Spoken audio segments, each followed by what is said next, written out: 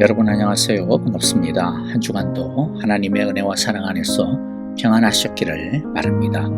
오늘도 주님의 은혜 가운데 예배 드릴 때 우리 하나님을 경험하는 귀하고 복된 시간이 되기를 바랍니다. 우리 함께 찬양하며 주님의 품 안으로 들어가겠습니다.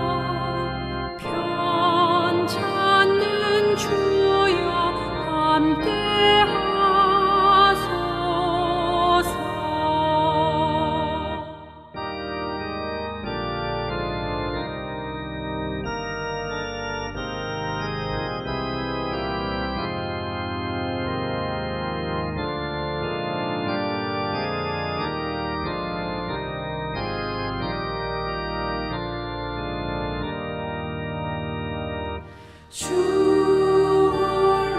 홀로만 위 물리치시니 언제나 나와 함께 하소서. 주같이 누가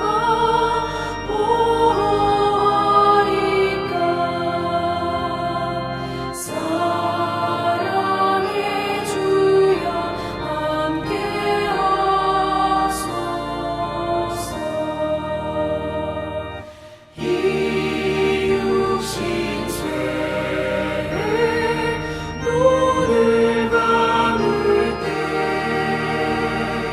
십자가 밝히 보여주소서.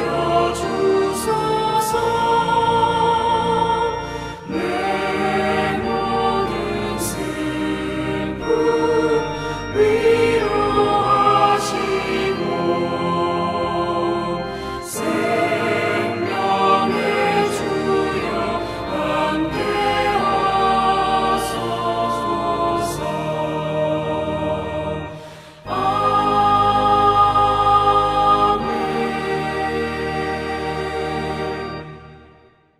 이제 오늘 우리에게 주시는 하나님의 말씀을 같이 읽겠습니다. 마가복음 14장 22절부터 31절의 말씀입니다.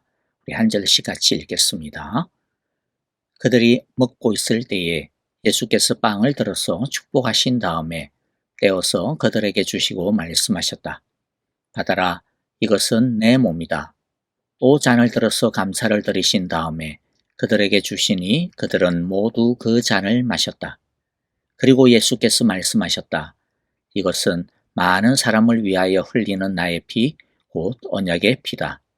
내가 진정으로 너희에게 말한다.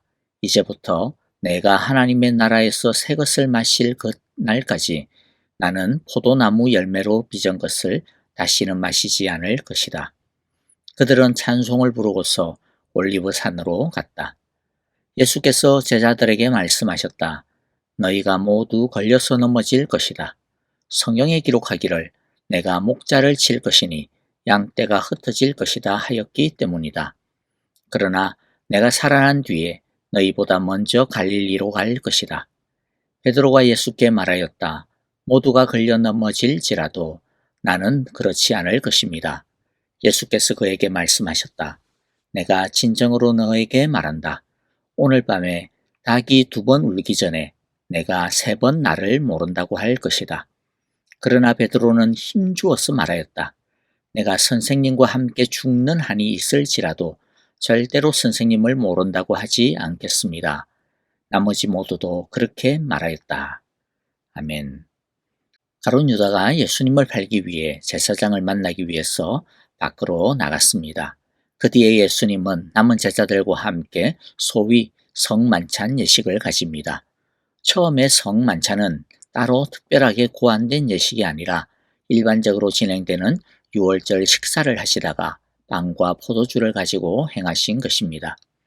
가룟 유다가 예수님의 거듭되는 지적에 마음을 돌이켜 회개를 했다면 가룟 유다도 이 자리에 참석할 수 있었겠지만 그러나 그는 전혀 돌이킬 마음이 없었기에 이 거룩한 식사의 자리에는 가룟 유다가 끼일 수가 없었습니다.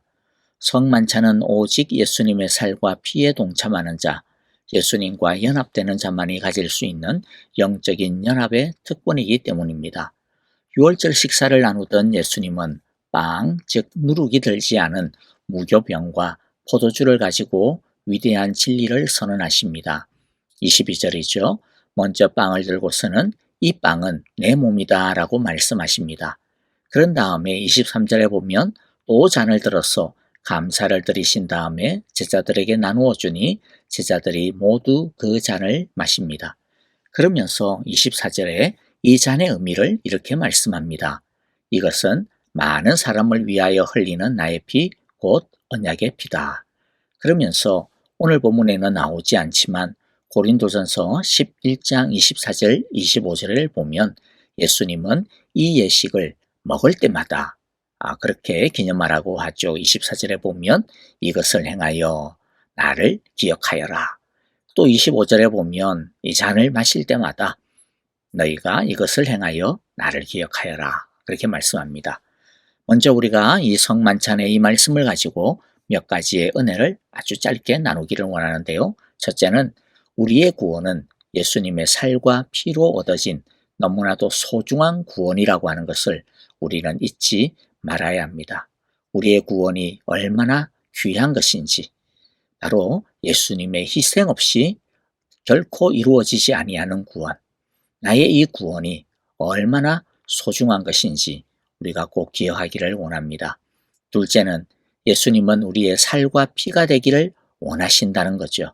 다른 말로 하면 예수님은 우리와 일심동체가 되기를 원하십니다.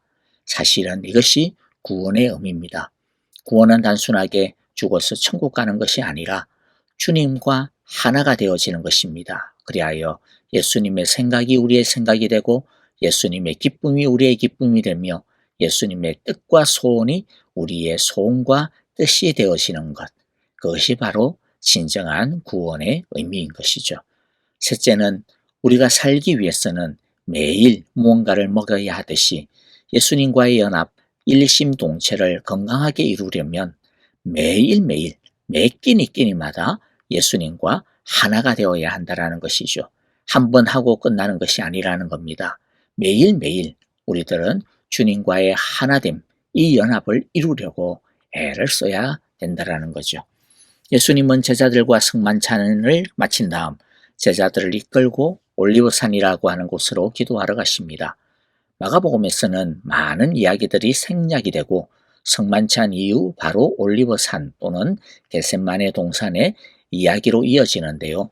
요한복음을 보면 성만찬과 그 후에 예수님께서 제자들에게 많은 말씀을 가르치시고 또 그들을 위하여 축복하며 기도하는 시간을 가지시는 것을 보게 됩니다. 그리고 난 다음 다시 올리브산으로 기도하러 가시는 거죠. 그러니까 예수님의 살을 먹고 피를 마시는 것은 다름이 아니라 주님의 말씀을 먹고 기도의 잔을 마시는 것임을 우리에게 보여주시고 있는 겁니다. 예수님은 올리브산에서 기도하기 전에 이들이 이 밤에 왜 특별하게 더욱더 간절하게 기도해야 하는지에 대해서 말씀을 해주시는데요. 그것은 이제 곧 큰 두려움이 닥쳐올 것이기 때문입니다. 거기에 넘어지지 않으려면 깨어 기도하는 것밖에는 다른 도리가 없기 때문입니다. 예수님은 제자들 모두 예수님을 버릴 것이라고, 흩어지게 될 것이라고 미리 27절에서 보면 알려주죠. 너희가 모두 걸려서 넘어질 것이다. 그런데 베드로는 수제자답게 예수님의 이 말씀에 다른 사람은 설령 걸려 넘어질지 몰라도 자기만은 절대로 그렇지 않을 것이라고 호언장담합니다. 29절에 보니까 베드로가 예수께 말합니다. 모두가 걸려 넘어질지라도 나는 그렇지 않을 것입니다. 하지만 예수님은 30절에서 베드로에게 너가 오늘 밤에 닭이 2번 울기 전에 자신을 나를 3번 부인하게 될 것이라 그렇게 경고하십니다. 하지만 31절에서 베드로는 자신은 절대로 그런 일을 하지 않을 것이라고, 예수님과 함께 죽으면 죽었지 절대로 예수님을 모른다고 하지 않을 것이라고 다시 한 번 더 힘주어 장담을 하죠. 그리고 다른 제자들도 베드로에게 뒤질세라 이구동성으로 앞다투어 베드로와 같이 자신 있게 말을 합니다. 하지만 우리들은 베드로와 제자들이 이러한 호언장담에도 불구하고 이 일의 결과가 얼마나 부끄럽게 진행이 되는지 우리는 너무나도 잘 알고 있습니다. 주님께서 제자들에게 이 말씀을 하시는 것은요, 적어도 2가지 교훈을 오늘 우리에게도 동일하게 주시고자 하신다고 생각이 됩니다. 첫째는 사탄이 제자인 우리를 호시탐탐 노리고 있음을 항상 기억하고 있어야 된다는 겁니다. 베드로전서 5장 8절의 말씀처럼 사탄은 삼킬 자를 찾아 두루 다니고 있다라는 것입니다. 사탄은 예수님마저도 넘어뜨리려고 집요하게 덤벼드는 놈이었습니다. 그런데 우리는 예수님보다 얼마나 약한 존재들입니까? 말도 안 되는 존재들이죠. 그러므로 우리는 나는 괜찮아, 나는 이제 괜찮을 거야 라고 무방비 상태가 되어버리면 안 됩니다. 여러분, 동물의 왕국 같은 거 혹시 유튜브라도 이런 거 보시면 초원에서 사슴과 같은 이러한 초식 동물들이 풀을 뜯고 있을 때에 어떻게 먹습니까? 뭐 아무것도 안 쳐다보고 막 먹기에 급급하고 그렇지 않죠. 항상 사방을 주시합니다. 조그만 소리에도 귀를 갖다가 쫑긋 세우고 그리고 사방을 두리번들이면서 계속 먹죠. 여러분, 그리고 서로가 함께 경계를 서면서, 그렇죠, 서로가 서로를 지켜줍니다. 이것처럼 우리들도 항상 깨어 있어야 됩니다. 깨어 있다라고 하는 것이 무슨 의미일까요? 하나는 나 자신을 돌아보는 겁니다. 자신의 영적인 게이지를 채우며 살아야 한다라는 것이죠. 또 자신의 부족과 약점이 무엇인지를 잘 알고 잘 대비하는 것이 깨어 있는 것입니다. 에베소서 6장에서 성령님은 우리가 이 공중 권세 잡은 자들에게 맞서서, 약한 세상에 맞서서 싸워서 이기려면 우는 사자와 같이 두루 찾는 이 사탄에게 잡아먹히지 않고 이기려면 성령의 전신갑주를 입어야 한다고 하십니다. 그런데 성령의 전신갑주를 입기는 입는데 문제가 온갖 곳에 녹이 슬어 있다든지, 그래서 조금만 충격에도 그냥 바스라져 버리고 구멍이 술술 뚫려버린다면 아무리 입어도 무슨 소용이 있겠습니까? 그래서 옛날에 보면요, 로마의 군단병들, 로마의 이 군인들은요, 하루의 전투가 끝나고 나면 자신들의 장비를 정비하는데 사력을 다했습니다. 특히 전쟁이 이제 소강 상태에 접어드는 겨울과 같은 그런 시즌에는 이들은 자신의 갑옷을 정비하는데 온 힘을 다 쏟았고요. 뭐 필요하면 돈을 들여서라도 새로운 것을 샀습니다. 그때 잘 준비해 두지 않으면 전쟁 때에 큰 부상을 입게 되거나 목숨을 잃게 되기 때문이죠.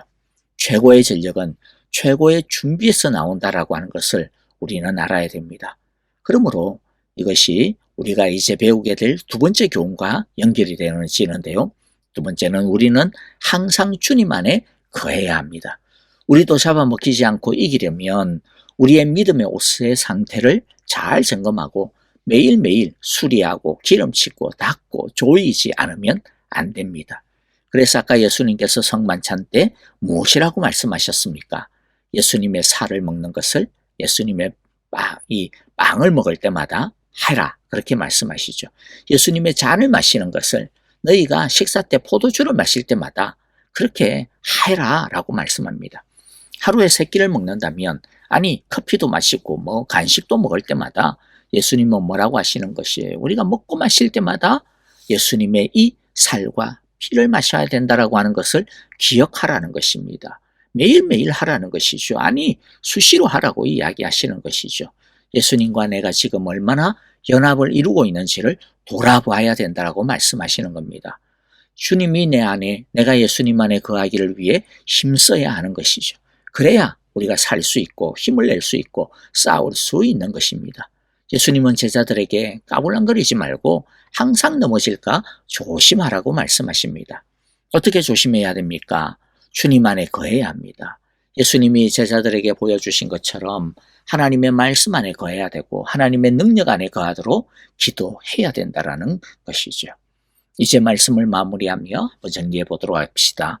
예수님은 세상을 구원하기 위해 대속제물로 자신을 내주시고 십자가에 못 박히기 위해 육신을 입고 이 땅에 오셨습니다. 우리가 구원을 받은 것은 예수님께서 우리를 위해 당신의 살을 찢으시고 우리를 위해 당신의 보혈을 남김없이 흘려주셨기 때문입니다. 우리는 우리 주님의 살과 피로 구원을 얻었습니다. 우리가 새로운 삶을 얻었고 새로운 피를 얻었고 새로운 피조물이 되었습니다. 그러므로 이제 우리는 우리 힘으로 살 수 없는 자들이 되었습니다. 이제 우리는 주님의 살을 먹지 않으면 안 됩니다. 주님의 피를 마시지 않으면 안 됩니다. 그러면 도대체 우리는 어떻게 주님의 살을 먹고 주님의 피를 마십니까? 이게 어떤 의미일까요?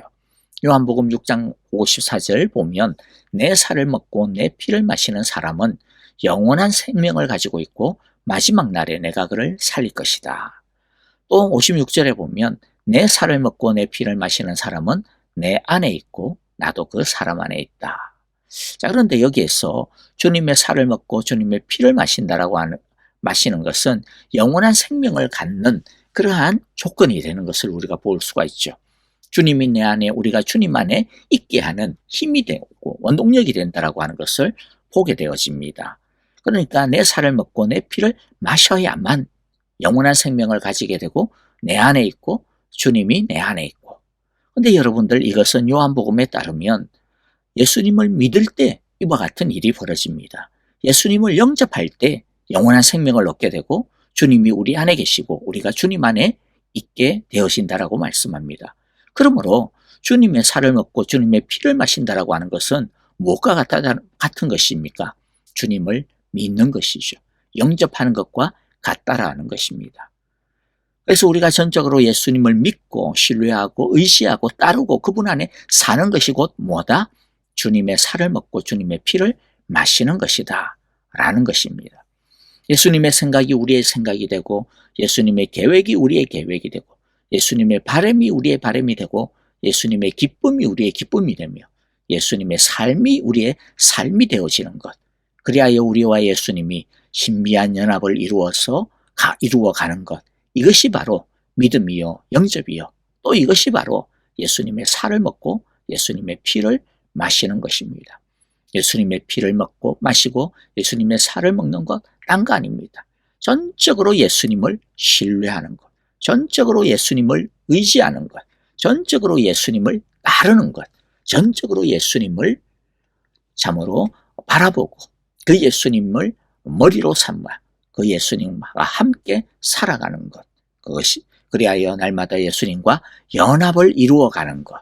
이것이 바로 주님의 살과 피를 먹고 마시는 것임을 우리가 기억하기를 원합니다. 매 끼니마다 밥을 먹듯이 필요하면 우리 커피도 마시지 않습니까? 그것처럼 우리는 예수님의 살과 피를 먹고 마시지 않으면 살 수 없다라고 하는 것을 우리는 알아야겠습니다. 그렇지 않으면 예수님의 생명력으로 사는 것이 아니라 우리의 생명력으로 살아가는 것이죠. 예수님과 상관없이 살게 되고 성령의 힘으로 사는 것이 아니라 내 힘으로 살아가게 되어집니다. 우리 모두 날마다 끼니마다 주님의 살과 피를 먹고 마심으로 주님께 가까이 감으로 주님 안에 거함으로 주님의 말씀을 듣고 주님께 기도함으로 주님이 주시는 생명력을 얻어 승리하는 우리 모두가 되어지기를 간절히 기도하고 축복합니다. 아멘. 자, 오늘 우리에게 주신 귀한 말씀들 마음 가운데 새기면서 우리 함께 찬양하며 이제 기도하도록 하겠습니다. 오늘 말씀처럼 주님, 날마다 내가 밥을 먹듯이, 내가 커피를 마시듯이, 내가 과일을 먹듯이, 내가 물을 마시듯이 매일매일 주님의 살과 주님의 피를 먹고 마시겠습니다. 우리 그렇게 기도하기를 원합니다. 주님만을 오직 의지하고 신뢰하고 의존하며 살아가게 하여 주소서. 우리 그렇게 기도하겠습니다. 교회를 위하여, 형제자매들을 위하여 기도합니다. 특별히 내일 주일입니다. 내일 예배를 위하여서 성령 충만한 또 주일을 위하여 우리 함께 기도하기를 원하고요. 아프신 성도님들, 또 우리 목장의 형제자매들 기억하시면서 우리 함께 기도하는 시간 가지면 좋겠습니다. 선교사님들을 위하여서도 우리 온 마음과 힘을 다하여 함께 사랑으로 기도하겠습니다. 이제 찬양하며 기도합니다.